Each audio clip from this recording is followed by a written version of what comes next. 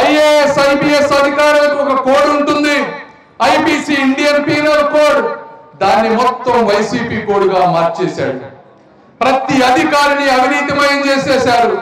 అధికారులకు ఉన్నటువంటి బలహీనతలను అడ్డం పెట్టుకొని వారికి డబ్బు కావాలంటే డబ్బు, ఇంకోటి కావాలంటే ఇంకోటి ఇచ్చి వారి బలహీనతలను ఆసరాగా చేసుకొని ఈ రాష్ట్రంలో శాండు, ల్యాండ్, వైను, మైను 4 దోచుకున్నటువంటి వ్యక్తి ఈ జగన్మోహన్ రెడ్డి గారు.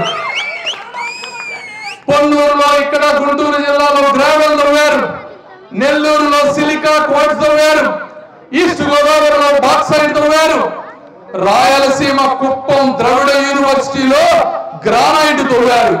రాష్ట్రం 4 మూలల నుంచి ప్రతి ఆర్థిక వనరుని తవ్వి వేల లక్షల కోట్ల రూపాయల అవినీతి సొమ్ముతో ఈరోజు మీడియాని, సోషల్ మీడియాని, అధికారులని, వ్యవస్థలని మేనేజ్ చేసుకుంటూ నువ్వు రాజకీయం చేస్తూ సిద్ధం పోస్టర్లు వేసుకుంటూ రేపు ఓట్లు కొనాలని చూస్తా ఉంటే ప్రజలందరూ పిచ్చివాళ్ళ అని అడుగుతా ఉన్నాను.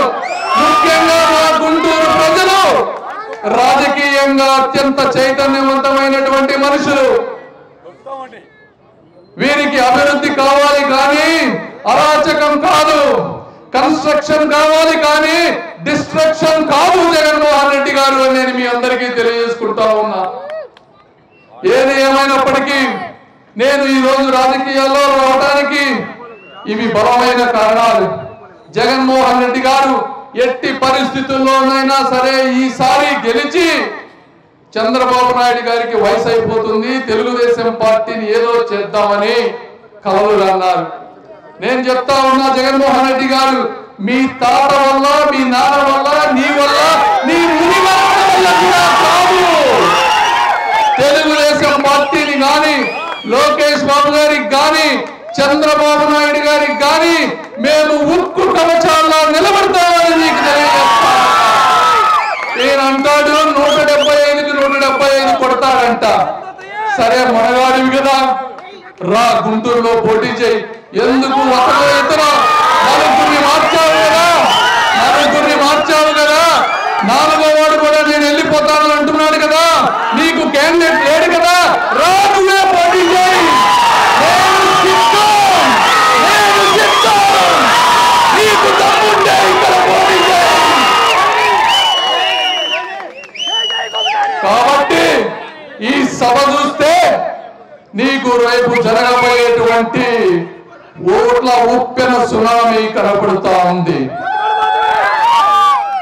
ఏదేమైనప్పటికీ మీలో నన్ను ఇంత ప్రేమగా, ఆప్యాయంగా ఈరోజు ఇక్కడికి పిలిపించారు. మీ అభిమానం చూసి నా మనసు ముద్దయింది. మీరు చూపించిన అభిమానాన్ని నేను అభివృద్ధి రూపంలో మీ అందరికీ తిరిగి ఇస్తానని తెలియజేసుకుంటూ